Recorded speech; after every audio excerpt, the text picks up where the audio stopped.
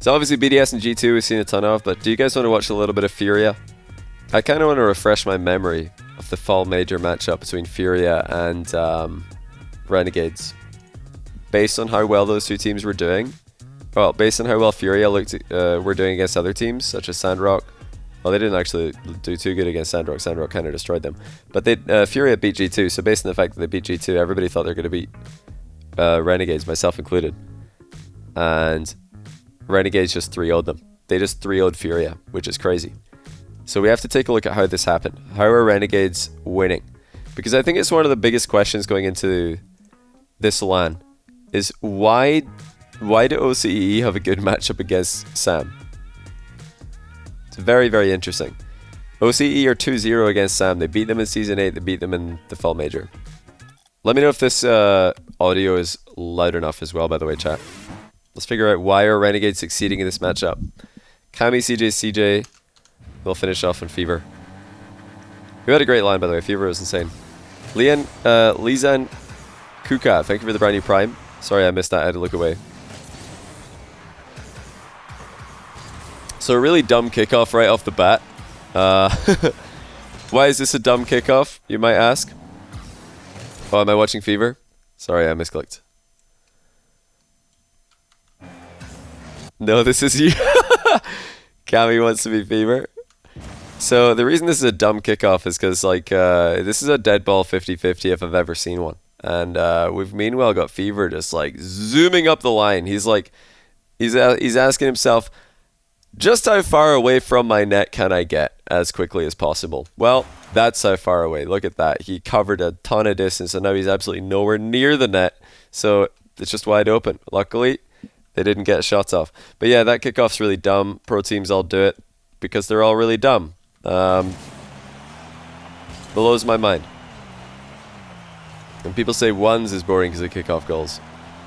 Every pro team does. Well, not every pro team, but the majority of pro teams do this kickoff. And it doesn't make sense to me because if you're going that hard on the back right corner, why is the guy in the middle not trying to push the ball that way? You know, like why are we got one player cheating up the right wing, one player cheating up the middle. Where's the ball going? Where's the ball going? Clearly this time it was staying middle. Okay. Good speed there by Furia. Following up with the boost seal, and Kami fails a wave dash. Fever does concede. So not the best start here for Renegades. You're just getting a bit outpaced. Okay, now they do have the ball coming to the back right. Fever does a... How fast of a cheat does Fever do? We're going to watch him as well. So kind of a medium cheat here by Fever. Which is smarter. Because at least this gives him a little bit of time to react. If this doesn't go to plan. You can clearly see CJ is trying to deflect the ball to the back corner. We'll watch his POV so you can see what he does. There you go. He hits the side of the ball. He's trying to deflect that ball towards Kami, who is in the back corner ready for it. And Fever is there to demo the cheating player. Fever didn't do a close cheat. He didn't cheat really close.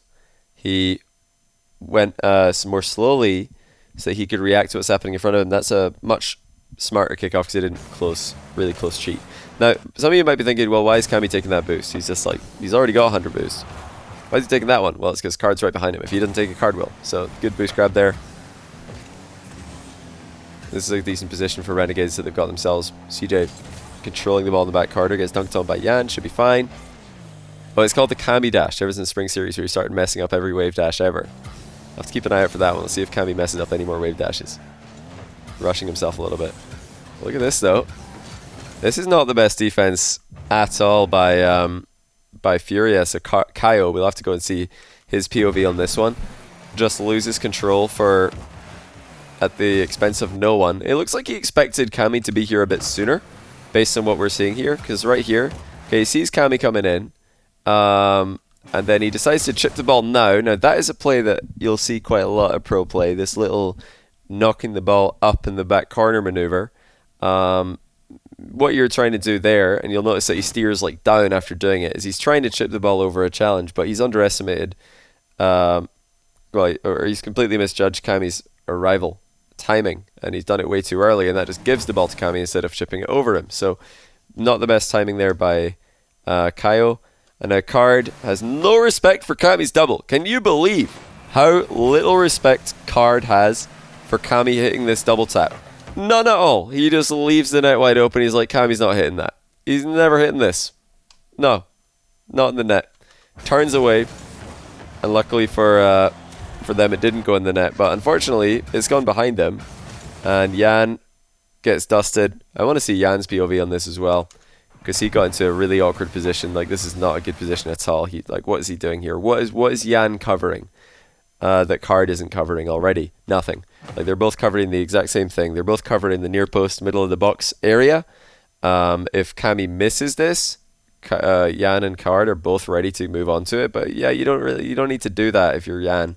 You could just cover the back post or the goal. Ideally, I would have Card covering the goal and Jan covering the back post here. I don't know why they're thinking of counterattacking at this moment, because this is clearly a defensive time of the game for them.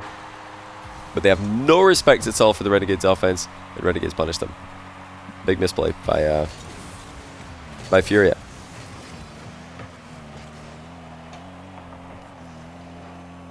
A little boost pad management here by Kami. Tries to get a block on Kaio. Good speed.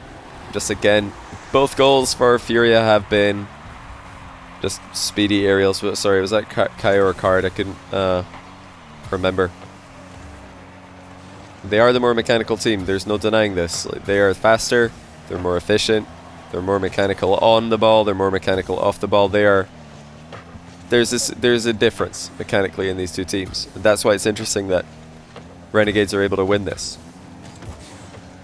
So another one of those little boost grabs by Kami when he already has a lot of boost. And you have to... Well, I was going to say you have to see what CJ is doing here, because if he's got boost already, like if he picked up that boost and spawn, he might just be pretending to have no boost right now. Turns out he does in fact just have no boost. And Kami maybe should have left this one, definitely should have left this one, because CJ can, turn, take the boost. But instead Kami takes it. He didn't want to leave it, because Jan is in the area. So he obviously doesn't want to give it to the opponents. Yeah, Sam, very dangerous in offense. Nowhere near the same level in defense, it would seem, still. That was just, again, very fast aerial by Jan this time. Just goes right past Kami, but Kami does get, crucially, the bump onto him, which is a big deal. Little fake jump there, lots of interesting positioning again by Kami. So you'll notice a lot of the time here he's sitting with... he doesn't have really time. Well, he could go for 100 boost, but he doesn't want to. He'd rather stay near the play and force a touch over his head. Now, what's CJ's boost? Okay, CJ's got 100. He probably called this time that he has 100, because there's no way Kami, when there's no opponents near this boost, would take 100 if CJ says he's on 0. Or maybe he would. Maybe CJ's like, I'm boost starved. Like Kami's like, yeah, I've got it for you. Here it is. I'll pick it up. I'll pick it up for you. Come get it. Nice. He would definitely boost our teammate now that I think about it.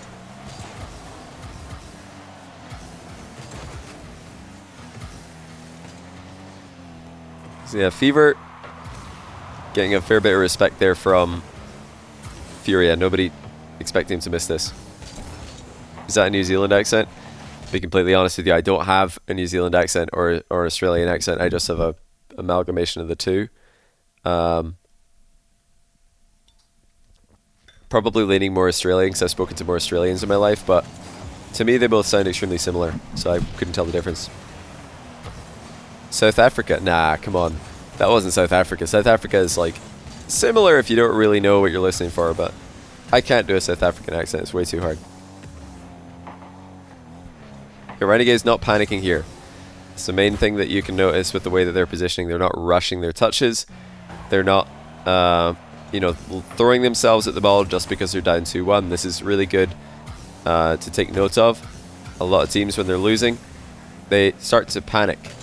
Especially when you're losing to a team as good as Furia, you start to think, oh no, we're not going to get many chances. Furia are going to pressure us. They're going to maybe even score again. We need to get our act together here. We've got to start scoring, or else we're in big trouble. But I'm very impressed with the composure of Renegades here. You can just see by the way that they're moving themselves, they're positioning themselves, they're not rushing. They know that there's time for now.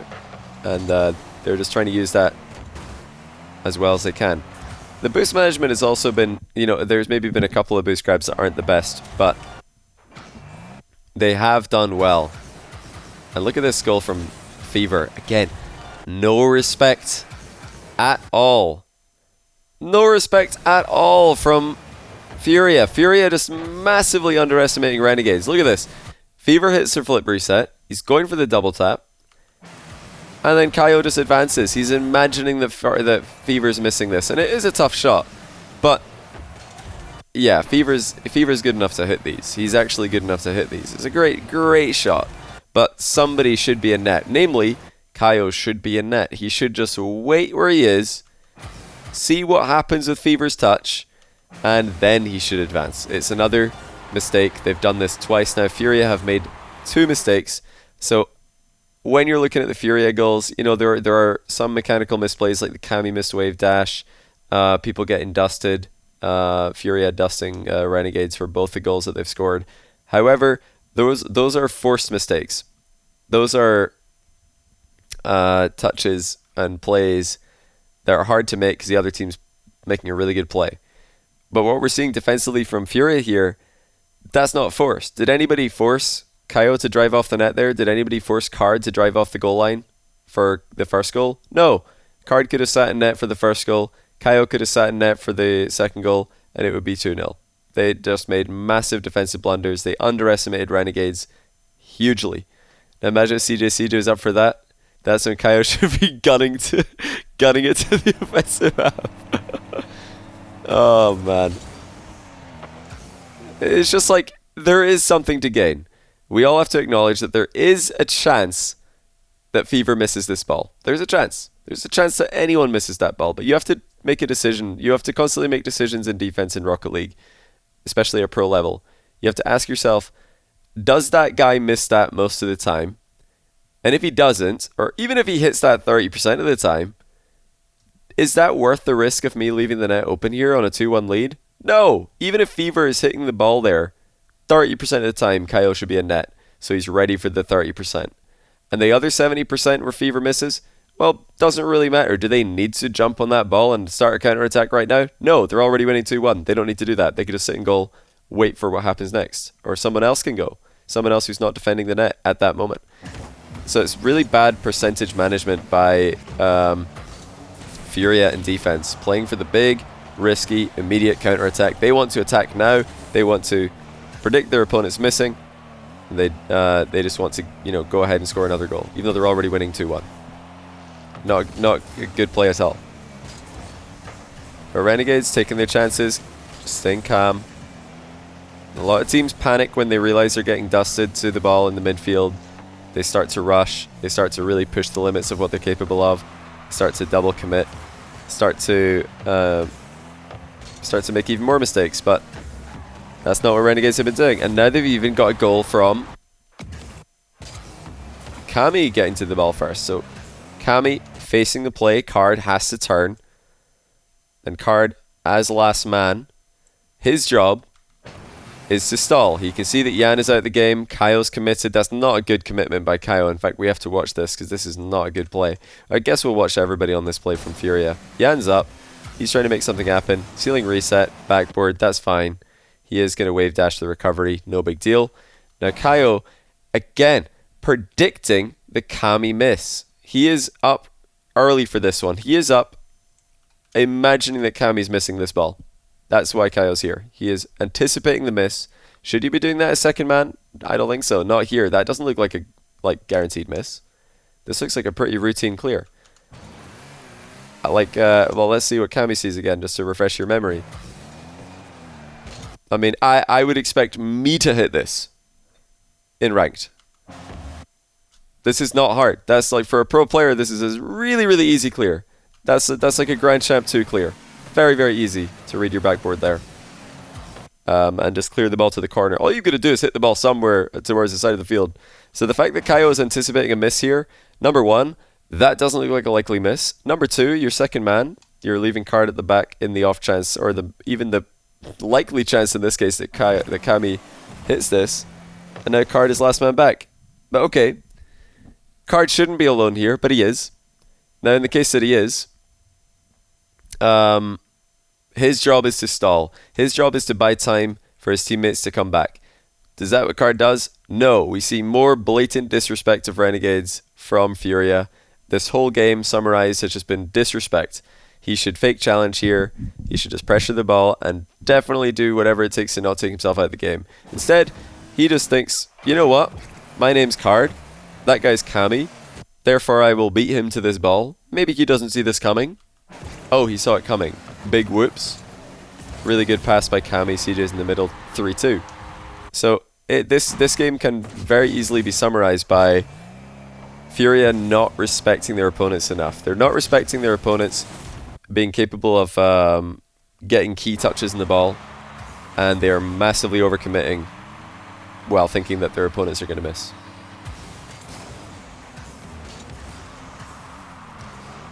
But yeah, in reference to that backboard read, I would expect to hit this. Like, if I hit that, if I missed that in ranked, I'd be annoyed at myself. And when I miss stuff in ranked that's out of my range of ability, I'm not annoyed at myself. I'm like, oh well. Yeah, probably should expect to miss that one, huh? But nah, that backboard read, that was easy. That was an easy read. If you're not making it, get into a training pack.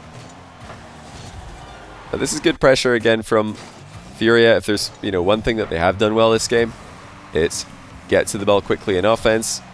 Kami overestimates Card speed to that one. And then it looks like Fever and CJ have been tangled in defense. And eventually the goal comes through for Furia. But yeah, the interesting thing is, if you replaced the, like, if you put a team like G2 or a team like Sandrock or a top EU team, basically a non-OCE team, and I'm being serious here, I'm not trying to be disrespectful at all, but if you put a team from another region in the same positions that Fever, Kami, and CJ have been in this game, the positions that Furia have been underestimating, I don't think Furia underestimate their opponents. I don't think you're going to see players advancing off the goal line. I don't think you're going to see, you know, third men committing and just expecting they're going to win because, hey, we're faster. I don't think Furia show that same level of disrespect to teams from NA, EU, and Sandrock Gaming as well. Even teams in their own region. I think that they play a much more solid style. And I really think and hope that if Furia match up against Renegades again, that they'll show the same respect to Renegades, because Renegades deserve that respect. Renegades are playing a very calculated game here, playing, you know, very calmly, clinical. There's a lot of good things to take away from Renegades' game here. They're confident as well. You know, they aren't holding back. They're not just sitting in their net because they're going out and they're making challenges, and challenges that have led to 2 open net misses for Fever. What is he doing? That's 1, 2. Oh my goodness. You've got to be joking. Wide open net. Kami gives it to him in a silver platter. Fever's like, yeah, I don't like that. Don't like that either. The starter, disgusting. Main course, that's not what I ordered. Give me a new silver platter. Give me a gold platter. That's not good enough. But yeah, we have actually we've got to do something about this OCE. What is it with the open net misses? Why are they missing open nets? They've been taking their chances and everything else, and they almost take the game there. See, now this is a second man commit, and you guys might be thinking, Johnny, you said that Kaio shouldn't be committing a second man at the other end of the field. Why is this fine? Well, it's because this, I mean, that looks like a much juicier opportunity. That looks like a more difficult touch to make. Card making a very good touch there, popping the ball over the incoming challenge to keep the ball safe. I'd say that was a much higher percentage play there from Kami, and it also is a chance to win the entire series, or win the entire game. So that's a good chance. Fair play. Didn't materialize. And yeah, as long as your third man is playing carefully, I think that one's probably worth going for.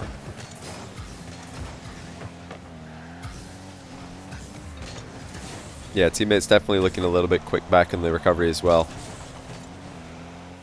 And also, Furia didn't look like they were ready to counterattack. One final factor you have to consider when you're committing a second man is, does it look like if I miss this, will the other team have a counterattack imminently, like just immediately? Will they go? Will they be going? No, they're not going. There's 2 people in the net, completely dead stuck. So even if you fully take yourself out of the game, it's still 1v1. It's not a 2v1. So it's, you know, one other thing that benefits that position. We're actually starting to see a little bit more respect though from Furia to Renegades. Like right here, Kaio respecting the CJ floor double. Look at this, CJ to the floor. Kaio turns away, expecting CJ to hit this. Little did he know CJ was faking. Just one step ahead once again.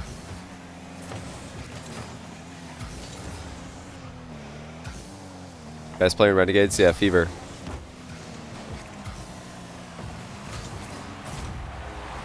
But good placement there. Look at CJ's placement here. And we have to look at the defense to understand why this worked. This is the best goal that Renegades scored, I think. I mean, even better than the crazy Fever double tap with the flip reset, because this one, the defense didn't do as badly, I guess. They still did pretty badly, but not as badly. Every other goal I was like, oh man, the defense is shocking. Okay, here, Card, I think mispositioning. He's a bit too close to the play here. This is just not... I don't think that this is the optimal place to be in when the ball's about to be centered. I mean, this is the moment, like, when we add human reaction time to what we in fact see here. There we go. Maybe this is like the moment where Card can actually react to what he's seen. Now, if that touch goes just like a normal center ball, high into the middle, Card's not getting there. He's not getting there from that position. This is not good third man positioning. He's not covering the net at all. He's not covering the back post pass. Not really covering a lot here. Again, he's kind of positioning for that counter-attack. He's expecting or kind of hoping that Kaio will get a big back wall clear and he's going to be ready for it. Like right here, he's hoping that could be a 50-50. Let's get ready to aerial because this could pop up into the middle. I'm going to be up there. Double tap, goal. We're 1-up on Renegades. Of course, so he's kind of positioning all for that big play here. But meanwhile, Yan, who's just challenged the play, well, forces Fever over him, doesn't rotate back like quickly enough, or can't even rotate back quickly enough from this position to cover the pass or the goal. So it's Card's job, therefore, to cover the goal in the brief moment that Yan's out of the game. And it's probably Yan's job to pressure the ball off this because, hey, he can't cover the goal from here. So that's what he does, actually. He does pressure the ball. The Card's not covering the goal still, has a tough read, doesn't get a touch on it, doesn't get a block on Cammy, who's not, in fact, hit the ball, and in comes CJ for the uncontested touch. So it's mainly not safe positioning, unsafe positioning by Card that leads to that last goal. Just not thinking about what could go wrong in a position, only thinking about what could go right, and if he's going to be ready for that. You've got to do both, especially as last man. You can't just be ready to join the counter-attack. You can't just be ready to join the attack. You've got to be ready to cover the worst-case scenario. But okay, we're on CJ POV for game number 2. Let's see if Furia starts to show the deserved, at this point, respect that Renegades should have from them. CJ landed a wave dash. Cammy, if you're watching, that's how it's done. There's another one. Wait until the back wheels are in fact touching the ground before flipping. Oof.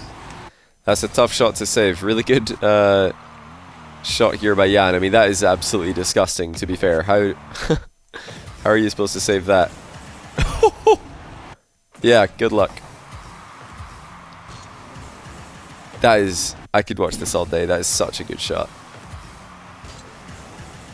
Oh my goodness, I mean, yeah, sorry CJ, that's just a really good shot. You don't save those. CJ's in a good position. You know, I was criticizing Furia's defensive positioning on the last game. CJ's inside the goal line here. He's given himself as much time as possible. It's actually good positioning. Now, the reason that this is a good position to be in when you're on this side of the goal line is because you don't need to make a save when the ball is here. It's not in your net here. It's not in your net here. It's not in your net here. It's not even in your net here, or here for that matter. It's only in your net when it reaches here and completely crosses the goal line. So you don't need to be on the goal line to make a save. You only need to be back here. You only need to stop the ball from completely crossing the goal line. That's why CJ's all the way back. So he's the maximum time to react. Even then he can't get there because the shot was just incredible. So 1-0.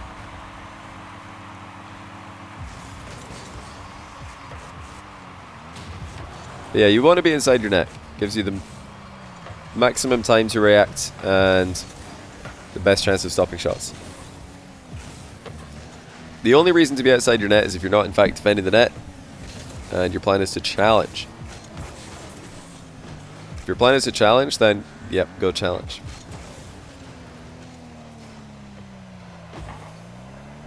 Yeah, hard hits, clean touches from Furia to start off this game. Actually, a miss there from Kaio. I'm curious to see what he saw in this play. Yeah, he had to fly. It's a tough read, to be fair. Oh well, he had to fly if he wants to touch it. Did he have to fly entirely? No, probably not. But he decided to. Hey, what's up, Rosidon?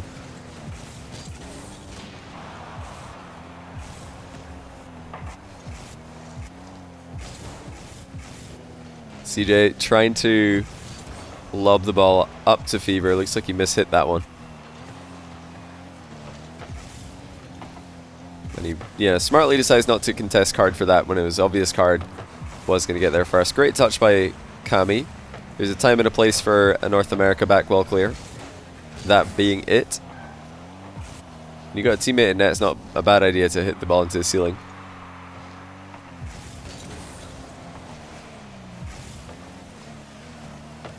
Yeah, decent play again by Renegades. They're getting those extra touches that Furia still aren't expecting. And similarly to the last game, they're just not panicking, but my goodness. Like, even though Furia lost this, Jan still scored some worldies. Look at this guy. Again, I'm sorry, CJ, but we picked the game where Jan is just scoring bangers into you. Like, not much you can do there. Not a lot you can do on that play. Yeah, Jan's having a decent game. Like, a lot of people after the event was done was like, how can you put Jan in your top 10 for the event? This guy's team finished, what was it? 12th place. Man, even in this series against Renegades, I think Jan still had a really, really good series. Even the series they lost here. Jan was so impressive to me at the event as a whole.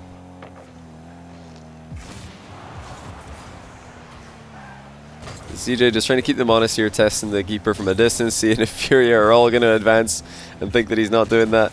You know, given how many risks Furia took in the last series, I don't blame CJ for shooting there. You never know when Furia are just going to leave their net open based on game number 1. But yeah, so far in game number 2, it looks like Furia have kind of solved this one. They lost game 1 by underestimating Renegades, not showing them enough respect. But when Renegades are attacking, not playing safely enough with their third man at any given time. And then it looks like, well, ooh, that looked extremely open. I'm not sure why CJ decided to CJ, let me just pause for a second to finish off my train of thought. So before we look at this this placement by CJ, let me just say that in game 2 up until now, it really looks like Furia have just decided to dial it back a little bit, start showing Renegades a bit more respect, and start taking less risks. Because they don't need to take risks in this matchup. I really don't think they do.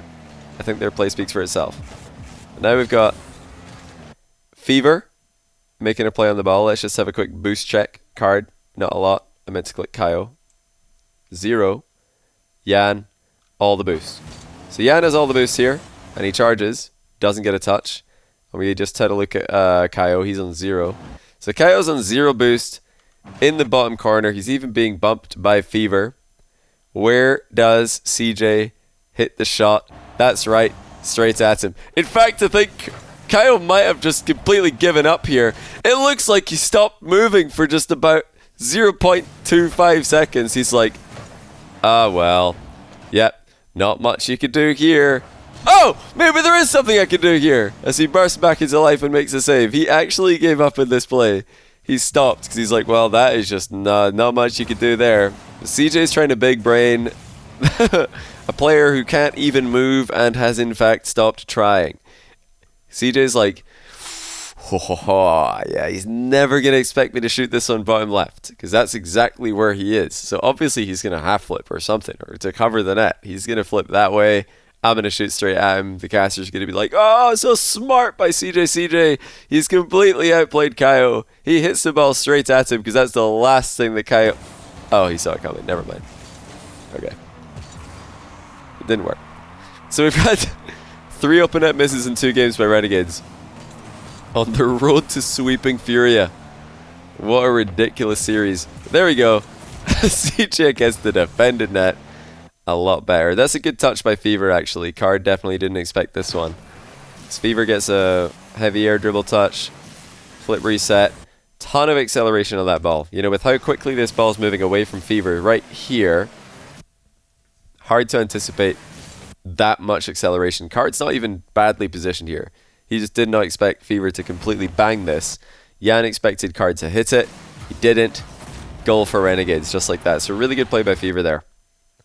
Jan probably could have turned towards the net to be safe, but he thought Card had it. Yeah, CJ doesn't take free goals. Clearly.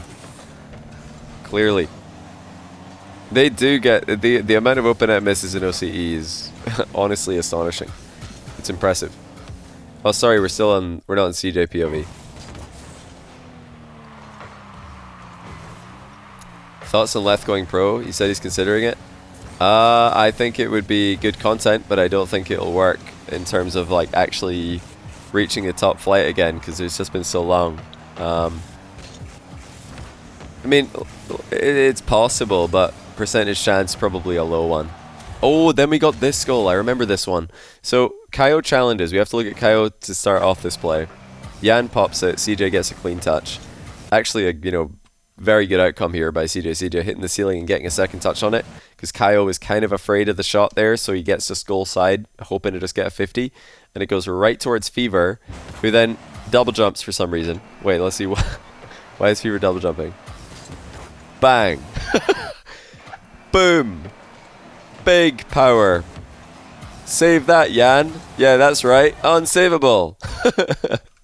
What a shot by Fever. Jan was Jan, it looked like he was expecting something a little bit faster. This is like when you're playing ranked, you're like, oh no, that guy's gonna slaughter this ball. Better pre-jump. Oh, he's hit it so slowly. What is that? But yeah, this is actually a pretty good position for Renegades. The CJ setup was perfect, because Jan didn't get a good clear. CJ going for the ceiling double here is really smart, because he's threatening a shot on target. Kaio just has to get in the way of the ball here in case this is a double tap on net. And Fever's positioning is great. Yeah, it looks like he tried to just double tap that, but just completely botched it. Like, you're right here. The backboard is wide open, so I think Fever's trying to double it because he's got 70 boost, and it's a completely naked backboard. If he just hits the backboard there, probably a goal. And obviously we've seen how the shooting's gone for him in the last game. He doesn't want to just take a shot, but it's okay. So yeah, it's hit the crossbar and gone in off Jan's car. Where was Kaio at Card in all this? Did he get bumped or something? Oh, he did. Wait. Yeah, he did. Bit awkward positioning though.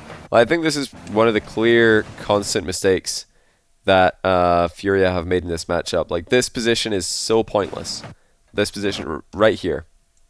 Being in the middle of the box, this close to your net, is super pointless, because you can't really react to anything that happens. If the ball hits the backboard and goes quickly away from the net, you'd rather be like in an attacking position and just miss. You know, a lot of the time you can think of defense as just inaccurate offense in Rocket League. You can sometimes just position like an attacker would when you're waiting for a play to develop. Like, if you're waiting for a backboard touch, you could just be here as a defender looking at the backboard, and then as soon as the backboard touch happens, just go up and miss. Just go up and don't score, you know? But this position is like a position you'll see all the time in ranked, and we used to see it a lot more in NA and EU. Players would just rotate into the middle of the box, and then the ball would go over their head, and they're kind of awkward. And you're also very easy to bump. So the reason why back post rotation became popular initially is because players realized that this position, being in the middle of the box off your goal line, doesn't defend the net very well, doesn't cover the backboard very well, doesn't cover passes very well. It doesn't really do much of anything. It's a bad position by Card there. So players started to say back post, because now they're covering the backboard. They can fly up if the ball's going to go up there. They can drive forward and intercept passes instead of having to be just stuck dead in the mud. But the reason that kind of lost popularity is because the rise of the demo meta And why is back post position here weak against demos? Well, players would center the ball, drive across the box, bump the guy who's sitting here, or at least force him to move, which is why players started to drive inside the net and hide here. A lot of players do this. A lot of very, very good defenders who get a lot of saves just hide inside the near post here. On some maps, you can't even see through, this being one of them, Forbidden Temple. You can't see through. Now, first map on the RLCS rotation these days is Manfield Knight. You can see through Manfield Knight from both ways, so it doesn't work as well there. Forbidden Temple is always map 2. It works. You can't see in. So if you're hiding in the near post, nobody can see you. Map 3, I believe. What is map 3? Can somebody help me out here? I've forgotten map 3. I know Wasteland is 5. Neo Tokyo is 6. Champions Field is 7. I think DFH is 4. What is 3 though? Utopia is... No, wait. Is Utopia 4? I think DFH is 3, and DFH also you can see through the post, so it doesn't work. So DFH Manfield, it doesn't work. I don't think it works on what do you call it? Wait, no, it does work on Utopia, I believe.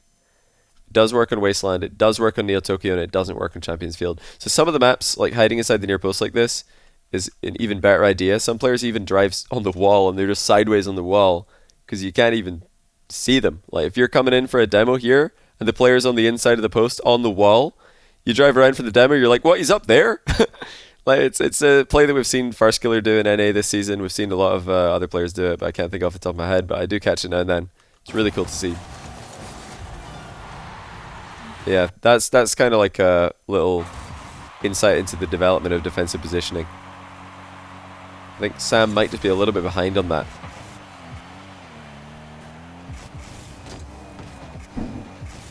Makes sense though, because similar to Middle East, in fact even more so than Middle East, SAM players who do play on cross server, namely US East, have to be closer to the play or else they just can't do and they can't react to what's happening. But okay. Interesting play. So CJ gets a 50-50 in defense, and I actually kind of like the play that he's making here, the offensive run. Because even though the ball is still in his half, he knows that based on the angle of this 50-50 there, that the next player to touch the ball is going to be his goalkeeper. As long as his goalkeeper doesn't get demoed by card right now, which doesn't happen.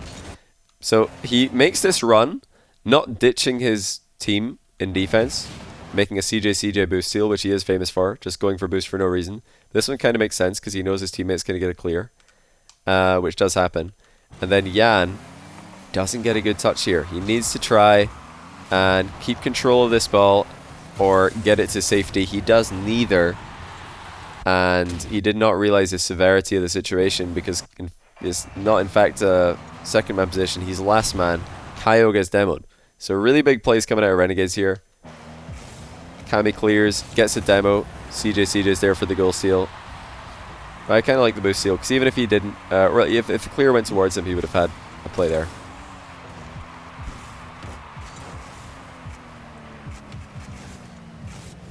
Yeah, this game has been less about Furia disrespecting Renegades and more about just a little bit of that third man risk being taken again. And even a third man mispositioning. We've seen constant third man mispositioning, second man risk taking, third man risk taking by Furia, and also underestimating Renegades. And now they're in a 0-2. So I really do believe that if these two teams play again, Furia are going to have a ton of respect for Renegades. They're going to play it out very cautiously, and I think that they are smart enough to learn from their mistakes and learn from the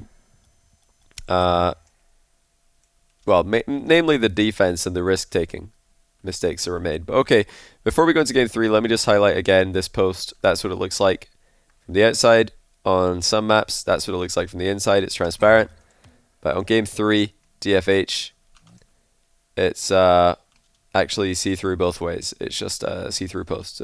It doesn't change the game much because the post is always see-through from the inside out.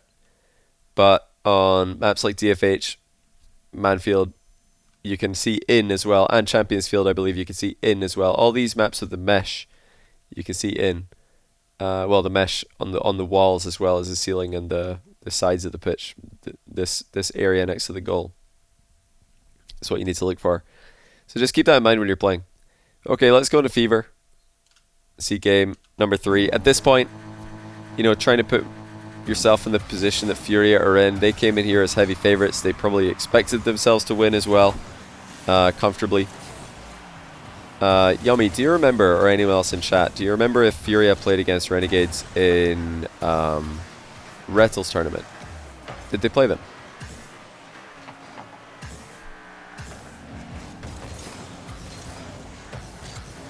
Because I know that they played against at least one of the OCE teams, and they crushed them. Oh, so 1-3, so you think 1-3 this time instead of 0-3, you think you're going to take a game? I think Furia will win if they play again. I really do. I think that they botched this so badly.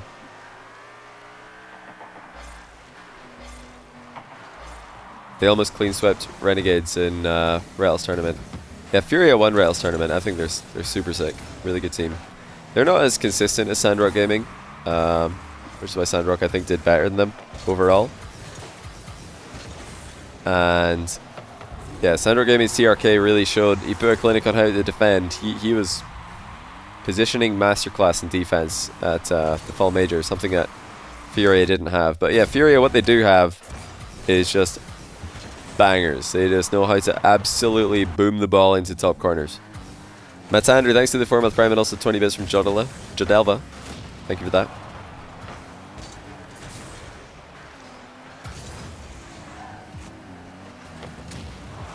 Yeah, they did beat Sandrock were dominating Furia, then Furia came back and won it in Rattle's tournament. But then when they played on LAN, they did play at the Fall Major.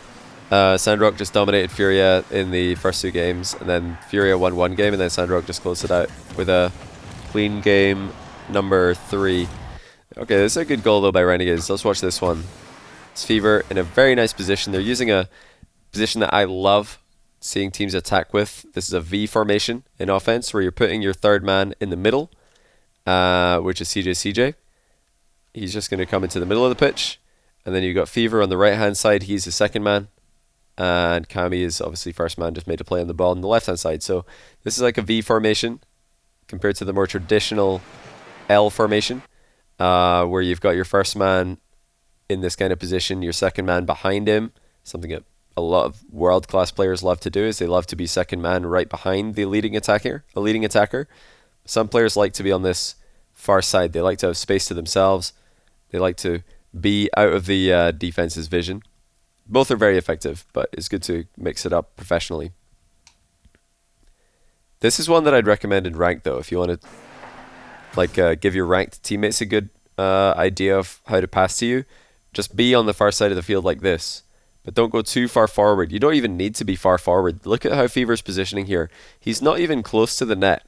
He's on the mid boost, but still he's got so much space that he is an immense threat in this position because he can run up, to use all of that space to just generate a massive run, and he still gets to the ball almost as quickly, if not as fast, as someone who's following. I think as fast as someone who's following.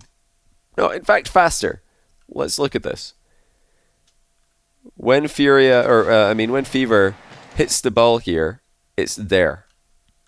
It's in the middle of the pitch in terms of the pitch's width, and he has had to cover mid-boost to this distance.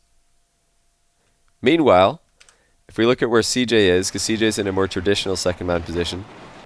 This isn't bad on Renegades, by the way. It's just kind of interesting. Look where he has to cover if he wants to get to this ball. He has to go all the way over here.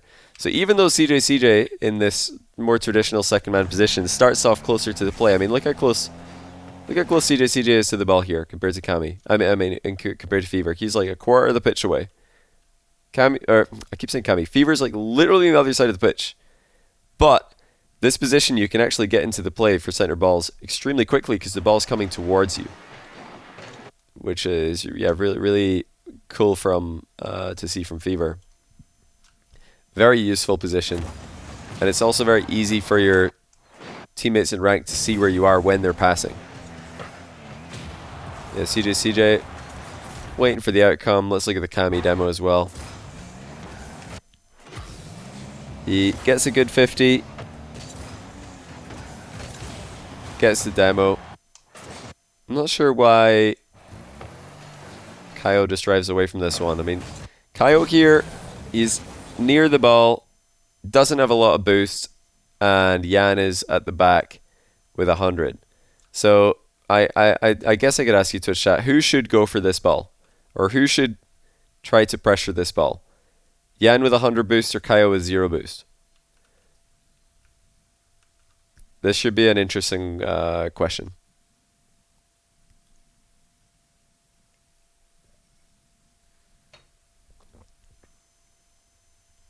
I think most people would say Jan here. Well, actually, initially everybody said Jan and then everybody said Kaio. So chat pretty divided.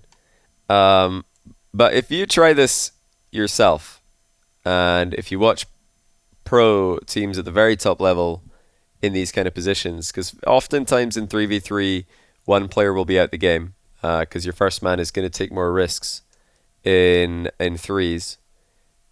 Often your two players at the back will end up in scenarios exactly like this, where one player has 0 boost or low boost, and the other player has 100 because he just grabbed a back corner. Now, it's very natural to think that, well, the ball's up in the air, so the guy with 100 boost should go. But actually that's wrong. The guy with 0 boost should stay near the ball. And the reason is, you don't need to win possession of the ball. The purpose of your, first challenge, which would be Kaio here, isn't to get the ball and take it and score a goal. It's not to start a counter-attack. It's just to force something to be done by Renegades. That's the purpose of Kaio in this position if he plays well. He just has to force Renegades to do something. Yeah, he wastes quite a lot of boost here, which is another small issue, but even using that one, and immediately flips away from the play. But really, like, that after that flip, and after seeing that Card lost this 50-50 and the ball is actually going to come middle, what Kaio should do is stop here, turn around, and try and contest this or block this shot in some way. Just try to force Fever to rush this shot, to go high, go wide with it, to aim around Kaio. By going back to the net here, Kaio doesn't really do anything except confuse Jan. Jan is just hoping and praying that Kaio pressures the ball, because he's got the net covered. Like, the net is fine. Jan's got it. All Kaio needs to do is sit under the ball and force a touch as early as possible so that Jan can react to it. Now, obviously, if that happened, Kaio would be on the ball and, maybe he does get the blocking touch that we're talking about. Maybe he doesn't. He definitely forces Fever to hit some kind of more accurate touch than what he needs to do now. And Cammy will make a beeline for Jan. But it's up to Jan in that play. Sometimes you just have to dodge a demo. Which is what you got to do. You just got to dodge a demo, make a save, and hopefully your teammate in front of you has made a touch on the ball and you don't have to save it. You just have to react to what happens. But definitely in this position, Kaio should stay. Although he's in 0 boost, and it's hard to think about that sometimes, because this is I think a pretty good example of like a position FaZe get wrong often, is they'll have a player like 0 boost like this, and instead of turning to pressure the ball, they'll just like back off and go for boost. And then there's another player at the back for FaZe who's also got 100 boost, or he's got 100, and they just wish the guy with 0 boost pressured the ball, because it would make their life a lot easier, because they'd be able to react to what happens instead of just having like chaos happen in front of them. Like, not a lot Jan can do here. I mean, he's last man, he wants his second man, he wants somebody to pressure the ball. Doesn't happen. Now they're both in the same position. He sees Cammy coming towards him. He's not sure if Kaio's going to get this. And he's like, oh man, well, okay. Yeah, good luck reading this. It's just chaos. Pure chaos. So, interesting position.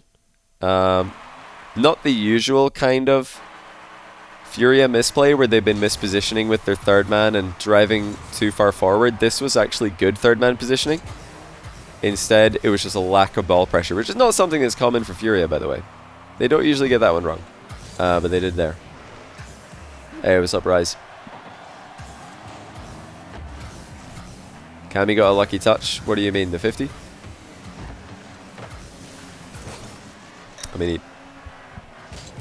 he entered a 50-50 and it bounced somewhere. Like, there's no such thing as a lucky 50-50. It's called a 50-50 for a reason. It's a coin flip. Rise for like fall. You redirected the ball after the demo?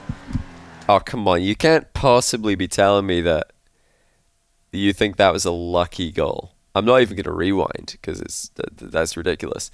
Like, simply, Furia misplayed.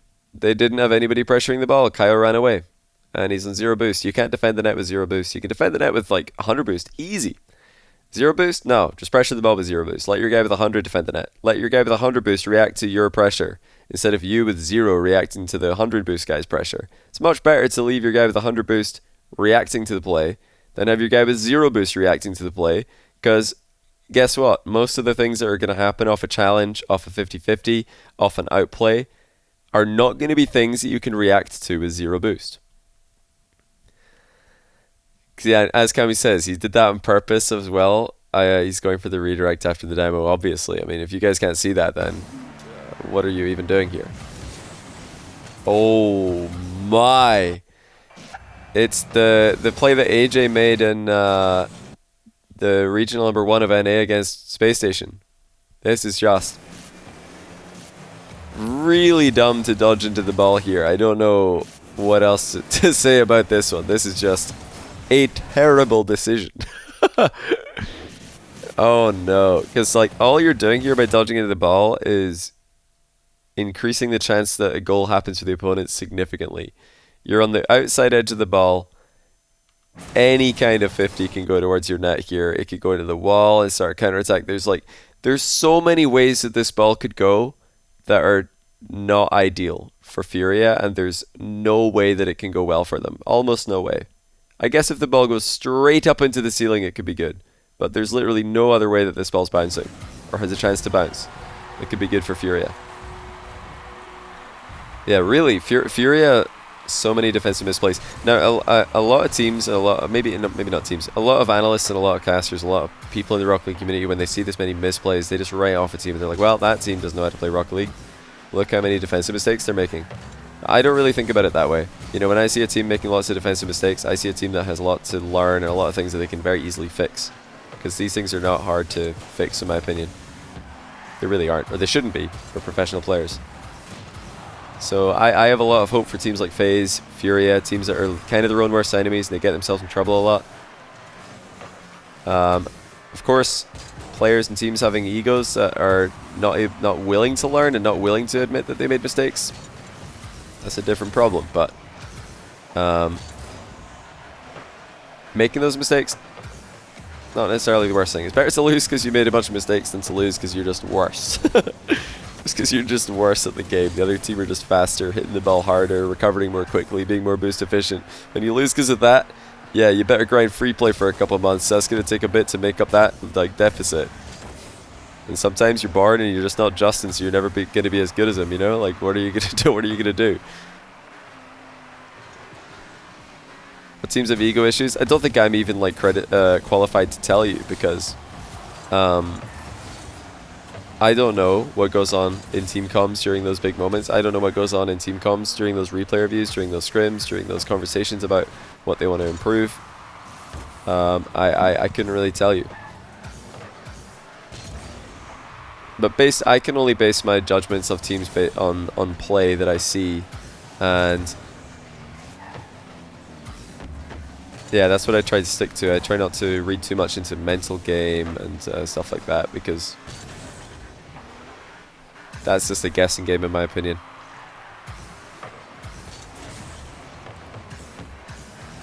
Yeah, Furia once again trailing from a game that didn't they lead this game, or no, were they 1-0 up in this one? I think they were. I think they were leading every single game and they've lost every single game. Renegades haven't missed an open net in this game, which is kind of unusual. They did miss an open net in both of the other games.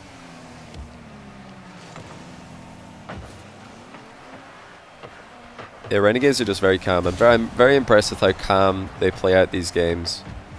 I think that they know, and they're kind of playing as if they know that they are going to get beaten to the ball a fair bit. They know that Furia are kind of nuts mechanically.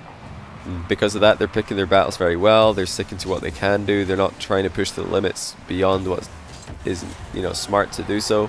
They're just making smart plays, consistent plays, confident plays. They're not sitting in net afraid of their opponents. They are challenging. They are forcing. But they're making smart plays at the same time. So a really calculated series by Renegades. Outside of the open net misses, I think they played very well. And they capitalized on so many Furia mistakes. But I do want to highlight that, yeah, Furia, they were absolutely their own worst enemies. They could have prevented the majority of the Renegades' goals. Maybe not the open nets, those were open, but they could have prevented the majority of the Renegades' goals in this series if they just showed a little bit of respect for Renegades. They obviously started off not respecting Renegades enough. If they started to, think a little bit more carefully about leaving the goal area and the goal line too early, if they would just stop committing. I think, yeah, game one was just a disaster. They just had no respect for Renegades. They did not position third man properly. They were way too risky with their second man on attack. Better in game 2 and 3, but still taking big risks and getting punished for it consistently. Yeah, well played to Renegades. They performed better than I thought they would at this event pretty much because of this match. And put Furia on a worse score than I expected, again, because of this match. But yeah, it's a good one. It's a good one to look back on. It's interesting. It's the difference, I think, between like this is a match where you think, oh man, the team who lost. Well, I at least think the team who lost, what are they doing? They're making this so hard for themselves. And the team who win, I'm like, they're playing so they are pushing themselves to the perfect amount mechanically. Just very, very impressive that they can stay this composed while trailing in every single game. Not rushing, not panicking. Credit to Renegades and the mentality. That's really, really top tier. From the gameplay, at least. I don't know. Maybe they're all toxic, but maybe they're all toxic and egotistical. But at least the gameplay looks like they're very, very solid. Commentary. Did you commentate this one, Yummy? Or was this on the main stream even? I can't remember if it was.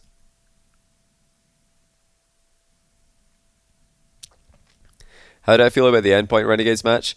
I feel like you can read less into that one because that was the first match that both teams played at the Fall Major. First match that they played on LAN in a long, long time. So, looking at how pretty much every team played in their first match and comparing that to how they played later on in the tournament, I think every team played differently. But maybe we'll look at that another time. I don't think that series was as indicative of the two teams' performances and the two teams' levels. I think Renegades didn't even play as well against Endpoint as they did against Furia, for example, despite the open net misses. I think they still played a pretty smart series here. But Renegades Endpoint, oh my goodness. It's just pure chaos, nerves, and adrenaline. I was casting Sandrock G2 while that result came in, and I was so excited. I was like, you're joking. A lot of people are probably thinking that I'd be furious an EU team's lost, but I promise you I wasn't. Me and Shogun were gritting ear to ear. We couldn't believe it. Didn't really have a horse in the race in that one. I was hoping that both teams would do well. They won 2 series. That's impressive. Yeah, they opened the tournament by beating Endpoint, and then they beat Furia on day 3. Renegades did lose to who was it again that they lost to? It wasn't Endpoint. It wasn't Complexity. It wasn't BDS Sandrock. It wasn't NRG. It was the other team. It was Semper, right? I know they lost to FaZe. They lost to FaZe in the 2-0 round. FaZe went 3-0 by beating Renegades. FaZe on their event, they won against Vitality. Then they won against BDS. BDS were horrendous in that series. Oh my, were BDS bad. The level of my, I hope Extra's not still here, but BDS performing so poorly on that match gave NA so much hopium that it's kind of shameful. It's kind of shameful. But yeah, then FaZe. Oh, the camera's died, and it might be back. Not sure. I think it is. All right. Might be a bit more zoomed out, but yeah, the APAC team has decided Illusion was the key. Yeah, no, Illusion really did play very well against BDS. Very well. I've looked back at those replays a couple times. Well, I didn't watch the replays a couple times. I think I watched the match. I watched the stream back, and then I looked at the replays. And yeah, Lucian played so well. He was doing a lot off the ball, really playing for his teammates a ton. And it was still pretty crazy to me that based on that series alone, a lot of people were saying FaZe have the counter to the EU playstyle. I'm looking at that series thinking, so FaZe playstyle is making BDS drive into each other in defense and double commit on open net misses. Interesting. It's funny how a playstyle can do that to a team. Like, do you guys think just to give you an example of why I don't think that FaZe playstyle was the reason they beat BDS? How many of you think that Renegades playstyle was the reason that they beat Furia? How many of you look at the game, look at the replays that we just watched, and think, wow, Renegades playstyle just totally counters them? You type 1 in chat if you think Renegades playstyle counters Furia's playstyle. Because the series played out kind of similarly to how BDS FaZe went. Where BDS, they didn't really underestimate FaZe the way that Renegades did early. I mean, the way that Furia did early with Renegades. But they did make so many mistakes. Rise said in first touch he'd rather play FaZe with Sip than FaZe with Alu. It's a great thing to say. I love that. I didn't hear that one. I didn't catch that from Rise. I love that he said that. I do think that it's an upgrade. I think people are being a bit harsh on Zipical, a bit harsh on FaZe, just because they're annoyed that Illusion played a good LAN and then got benched, which is a shame. But this is, esports. It's a job, so if you can secure Zipical, one of the best players in North America, I don't see why you wouldn't. Our playstyle could force more mistakes. That's what I'm trying to get at, though. There's a difference between a forced mistake and a mistake. And that is something I don't think the Rocket League community really understands. But where was the... Okay, here's a good example. We're in game 1. Again, we're just going to look at a couple of goals this time. We're not going to look at the whole replay. Tell me, is this a mistake or a forced mistake that Card turns away from the net and leaves it wide open? Did Kami, by double tapping this, force Card to turn left and leave the net wide open? No, it's just a mistake. He just drove away for absolutely no reason. It had nothing to do with what Kami's doing. It's just, yeah, it's exactly as you're saying. This is an unforced error. He's not forced to do this. He should cover the net. He should understand that there's a risk of any professional player hitting this double on target, even, or definitely into the middle, and not drive into the near post area, not drive into the middle of the box, instead drive into the net. No, he doesn't do that. That's a mistake. When we compare that to the first goal of the game,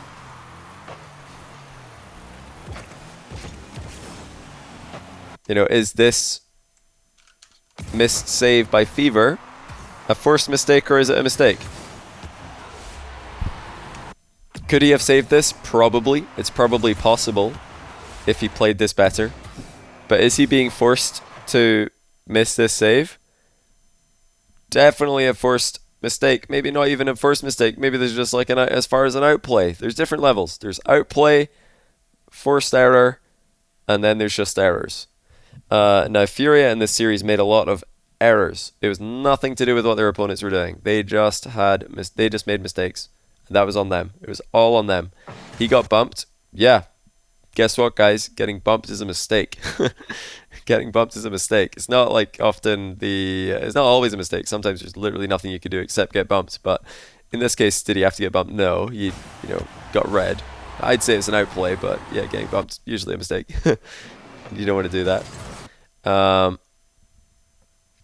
Yeah, phenomenal shot, phenomenal pass, phenomenal shot, great physical play. That is somewhere between an outplay and a forced mistake. There's no way that that's an unforced error. And then we have a completely unforced error for the first Renegades goal. Now, I think Fever scored no. What goal was this? Oh yeah, this was just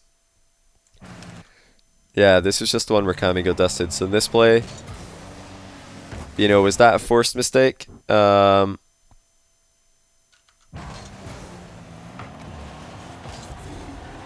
In a way, yeah, I'd say so. Like Kami just this is like more of an outplay. Like, we're either seeing outplays or forced mistakes from Furia. Was it an unforced error to jump here? I don't think so. I think he was too slow. Like, you can definitely jump for this. The ball's coming towards you. If you read this bounce and get up quickly enough, he just jumps later than Kaio, reacts later, jumps later, and looks like he's a little bit less efficient on the flight path. A lot of weaving. He doesn't just fly straight to the ball. He's like, oh, whoa, whoa, misread that. So this is an outplay, quite clearly. Then this goal is, I think, the Fever double tap, right? Yeah. So tell me, guys, is this a forced mistake to drive here? No. This is a completely unforced mistake. Completely unforced error. He just left it out open again. So we've seen 2 out of the first 4 goals in this game. We've seen, just to illustrate, I don't want to look at them all. I just want to give an illustration to people who don't really get the idea here. But Furia are making mistakes for no reason. That is on them. And then at the other end of the field, they're scoring goals because they are really like forcing Renegades to push the limits of what they're capable of. Like that play at the end there. Yeah, Kami just gets outplayed. He just gets dusted. First goal. Yeah, what's Fever supposed to do? He's just getting outplayed. So that is sort of what I look for when I'm analyzing why a team is lost and how much stock I put into a win from their opponents. It's why I didn't really rate the FaZe win over BDS that highly. A lot of people seem to rate that FaZe win over BDS incredibly highly and put FaZe from the Fall Major number 2 team in the entire world because they beat BDS when BDS are making so many mistakes. I was like looking at that like, I don't know if I'm that impressed by either team, to be honest. Like, I didn't think BDS were playing well. I didn't think FaZe were playing particularly well. I thought Illusion played very well compared to what I expected from him. Did First Killer and AJ play at their best? I don't think so. Yeah, we had to wait until the Endpoint series before we really saw FaZe play a lot better. But I think I predicted Endpoint to beat FaZe because the FaZe that played against BDS in the Swiss, I just didn't think they were that impressive. But they stepped up. Yeah, keep an eye out for that. Keep an eye out for mistakes. Keep an eye out for outplays. Keep an eye out for just random errors. And then look out for unforced errors. Look out for actual forced errors. Sometimes you'll see this a lot more clearly in 1v1. A player or a team will condition their opponent all game to expect one thing and then do something differently later in the game. And the other player or the other team will misplay because of the change of pace, the change of style, the change of, shot selection, some kind of adaptation, change of kickoff. If you do the same, if you go for aerials with the same speed all game, you're fast, and then one time you go up, you fake, and then you come back down again, the other guy's probably going to expect you to go really fast, fly in front of your angle of attack, and the likelihood of him being mind-gamed is much, much higher because of what you did before. And you see a lot of that when Furia play Renegades. Furia are going so fast that I think at some points in the series, Renegades are just pre-jumping. They're not even going for the ball. All they're doing is going for the block because they know they're going to get beaten. If they go for the ball, they're going to get beaten. So they go for the block instead. And Furia could try and change levels, change pace, change what they're doing a little bit here and there, and outplay by surprise. I think if anything, they are a bit predictable in attack. That's the one problem I have with them, is that they do kind of just bash their heads into a wall. And a lot of teams do this actually. They just kind of go very fast and very mechanically at everything, and they never stop to think, you know what? If I just hit a really slow shot here, that's going to go in more than a fast shot because he's not going to expect it. It's why things like KDOP shots, as Roldays calls them, or turbo goals, as Rock League community calls them, it's why they work. It's because they're not expected. And even though it looks like an unforced error, like if somebody does a really bad shot and it goes in, that looks like an unforced error on the defender's part. But actually, the fact that you've shot well the last 10 times you hit the ball has forced him to miss position. So, funnily enough, really, really bad saves and really, really, when somebody gets mind gamed and it just looks so stupid, sometimes that's a forced mistake because they're expecting something different. So, yeah, you've really got to think about it. I think like if I had to put it down to something, it's casting 1v1 so much as well, as much as I have over the years has really like helped me when I'm thinking about this and trying to get inside the players' minds and think, what are they thinking here? Is there a good reason for them to be doing what they're doing, or is it just an unforced error? That's the difference you gotta look out for.